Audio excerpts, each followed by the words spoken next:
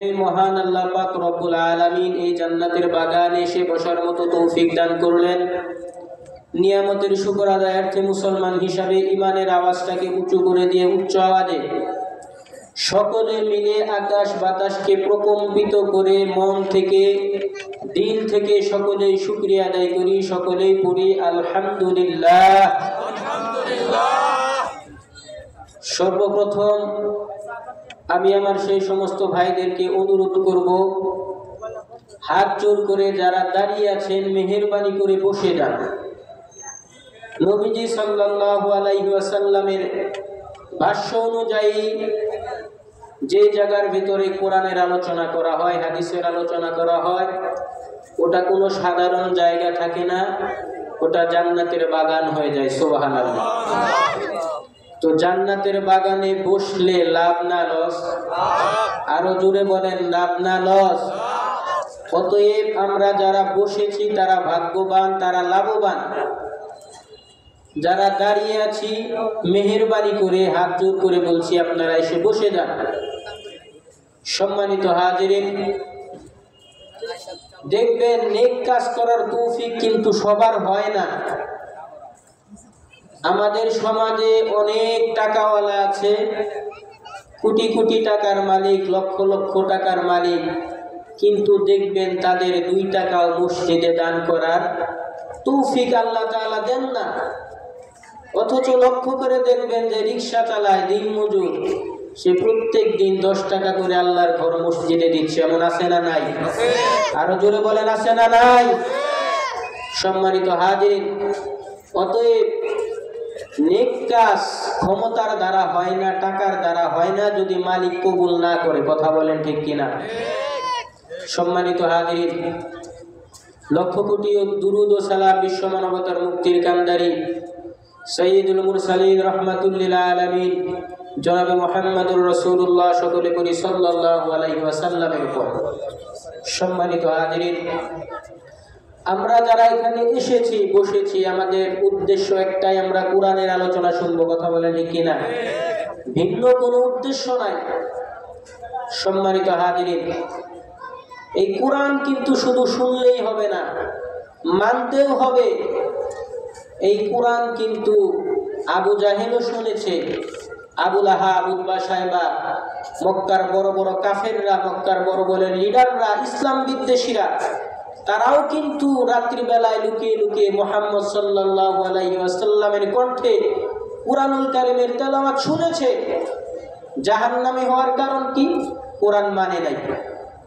অতএব শুধু কোরআন শুনলেই হবে না, মানতেও হবে। কথা বলেন ঠিক কিনা?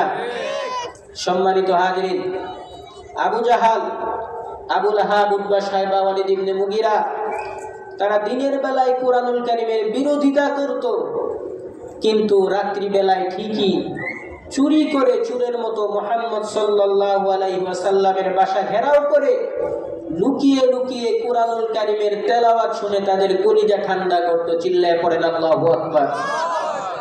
সম্মানিত হাজিরিন, তো আবু জাহেল, আবু লাহাব, তারা তো দিনের বেলায় কুরআনুল কারীমের বিরোধিতা করলেও রাত্রির বেলায় লুকিয়ে লুকিয়ে কুরআনুল কারীমের তেলাওয়াত শুনেছে। কিন্তু আমরা বিগত 16 বছর লক্ষ্য করেছি, বাংলার জমিনে এমন কিছু নব্য আবু জাহাল, আবু লাহাব, উতবা, সাইবা, ওয়ালিদ ইবনে মুগিরা তৈরি হয়েছিল, যারা দিনের বেলায় কুরআনুল কারীমের তেলাওয়াত শুনতো না, বরঞ্চ রাত্রি বেলায় যদি তাফসীর মাহফিলগুলো খবর পেত, খোঁজ পেত, তাহলে সেগুলোকে বন্ধ করার পায়তারা করতো। চিল্লায়ে বলেন ঠিক কিনা? সম্মানিত হাজিরিন, আল্লাহ পাক রব্বুল আলামিন কিন্তু তাদের চিহ্নও রাখেন নাই। কাফেরদের মিশনই ছিল এটা। ওয়াকালাল্লাযীনা কাফারু লা তাসমাউ লিহাযাল কুরআন আলগাউ ফীহি লাআল্লাকুম তাগলিবুন। কাফেররা বলতো যে যেখানেই কুরআনুল কারীমের আলোচনা হবে, কুরআনের তেলাওয়াত হবে, হট্টগোল করে, হাত তালি দিয়ে, বিশৃঙ্খলা করে কোরআনের আলোচনাকে বন্ধ করতে হবে। এটা ছিল কাফেরদের কর্মসূচি। সুতরাং আজও যারা বাংলার জমিনে তাফসীর মাহফিলকে সহ্য করতে পারে না, কোরআনের মাহফিলকে সহ্য করতে পারে না। আমাদের আর বুঝার বাকি নাই তারা হলো নব্য আবু জাহেল আবু লাহাবের উত্তরসূরি। কথা বলেন ঠিক কিনা? সম্মানিত হাজিরিন, যে কোরআন যদি আমরা শুনি, মনোযোগ সহকারে শ্রবণ করি, তাহলে আমাদের কি লাভ? আল্লাহ পাক রব্বুল আলামিন পবিত্র কোরআনুল কারীমের মধ্যে বলে দিলেন, وَإِذَا قُرِئَ عَلَيْهِمُ الْقُرْآنُ فَاسْتَمِعُوا لَهُ وَأَنصِتُوا لَعَلَّكُمْ تُرْحَمُونَ। আল্লাহ পাক রব্বুল আলামিন পবিত্র কোরআনুল কারীমের মধ্যে বলে দিলেন, যখন তোমাদের সামনে কোরআনের আয়াত তেলাওয়াত করা হয়, কোরআনের আলোচনা করা হয়, ফাসতামিউ, মনোযোগ সহকারে শ্রবণ করো, ওয়া আনসিতু, এবং চুপ থাকো। সুতরাং কোরআনের আলোচনা হলে মুসলমানদের দুইটা কাজ। এক নম্বরে কাজ হলো মনোযোগ সহকারে শ্রবণ করতে হবে। দ্বিতীয় নম্বরের কাজ হলো চুপ থাকতে হবে। এই দুইটা কাজ যদি আমরা করতে পারি, আল্লাহ পাক রব্বুল আলামিন কোরআনের আয়াতের শেষের অংশে বলে দিলেন, লাআল্লাকুম তুরহামুন। এই দুইটা কাজ যদি তোমরা করতে পারো, আমি আল্লাহ পাক রব্বুল আলামিন অসংখ্য অগণিত রহমত তোমাদের উপরে নাজিল করব। সুবহানাল্লাহ। সম্মানিত হাজিরিন, মুসলমান বন্ধুগণ আমার, শুরুতেই পবিত্র কোরআনুল কারীমের অসংখ্য আয়াতে কারিমা থেকে সূরা তাওবার একটি আয়াত তেলাওয়াত করেছি। আল্লাহ পাক রব্বুল আলামিন উক্ত আয়াতের মাধ্যমে বলে দিয়েছেন, যারা নাকি মুমিন বান্দা হবে তাদের মধ্যে 9টি কোয়ালিটি থাকবে, 9টি গুণ থাকবে।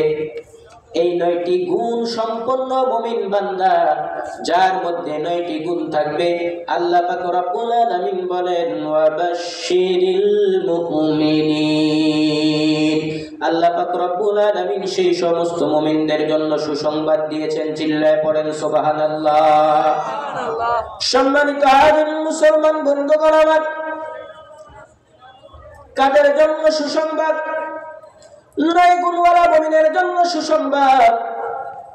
মুমিনদের 1 নম্বর গুণ থাকতে হবে তাইবুন। আল্লাহ পাক রব্বুল আলামিন বলেন, আমার মুমিন বান্দার 1 নম্বর গুণ হলো তাইবুন। আমার মুমিন বান্দারা হবে তওবাকারী। জোরে বলেন কি কারী? তওবাকারী। মুমিন বান্দারা হবে তওবাকারী। জীবনে চলার পথে গুনাহ হতেই পারে, স্বাভাবিক অস্বাভাবিকের কিছু না। গুনাহ হওয়ার সঙ্গে সঙ্গে যে সত্যিকারের মুমিন, আল্লাহ পাক রব্বুল আলামিনের কাছে তওবা করে মাফ চেয়ে নেবে। গুনাহ হতেই পারে, গুনাহকে কন্টিনিউ করা যাবে না, গুনাহকে থামিয়ে দিতে হবে। গুনাহ হওয়ার সঙ্গে সঙ্গে আল্লাহ পাক রব্বুল আলামিনের কাছে মাফ চেয়ে নিতে হবে। এমন কোন ব্যক্তি না, এমন কোন মানুষ নাই যে 100% গ্যারান্টি দিবে যে আমার জীবনে কোনো গুনাহ নাই। আছে নাকি? জোরে বলেন, আছে নাকি? এমন কোন মানুষ নাই। একমাত্র নবীরা ছিলেন নিষ্পাপ। তাছাড়া দুনিয়াতে যত মানুষ আছে, ছোট গুনাহ বড় গুনাহ, কারো কম কারো বেশি গুনাহ থাকতেই পারে। পৃথিবীর কেউ না জানুক, আমার খবর আমি জানি। আমি কত বড় বুজুর্গ, আমি কত বড় আল্লাহওয়ালা। কথা বলেন ঠিক কিনা? পৃথিবী না জানুক, আমি তো জানি আমি কি পাপ করেছি হার। পৃথিবী না জানুক, আমি তো জানি আমি কি পাপ করেছি হার।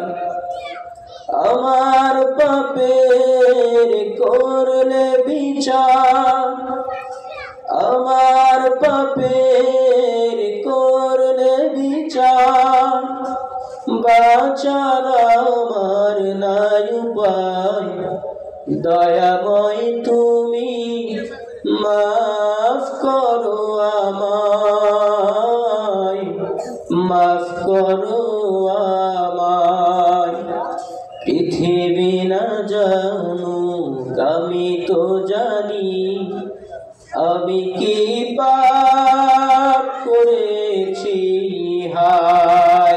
পড়েন মারহাবা। সম্মানিত হাজিরিন মুসলমান বন্ধুগণ আমার, আল্লাহ পাক রব্বুল আলামিন পবিত্র কোরআনুল কারীমের মধ্যে বলেন, আমার মুমিন বান্দার এক নম্বর গুণ হবে একটা, এবং মুমিন বান্দার হবে তওবাকারী। গুনাহ হতেই পারে, কিন্তু গুনাহকে কন্টিনিউ করা যাবে না। যখনই গুনাহ হয়ে যাবে সঙ্গে সঙ্গে আল্লাহর কাছে ক্ষমা চেয়ে নিতে হবে। 5টা শর্ত সাপেক্ষে যদি আমরা আল্লাহর কাছে তওবা করতে পারি, আল্লাহ পাক রব্বুল আলামিন আমরা যত গুনাহ করি না কেন সমস্ত গুনাহকে মাফ করে দিবেন। সুবহানাল্লাহ। সম্মানিত হাজির মুসলমান বন্ধুগণ আমার,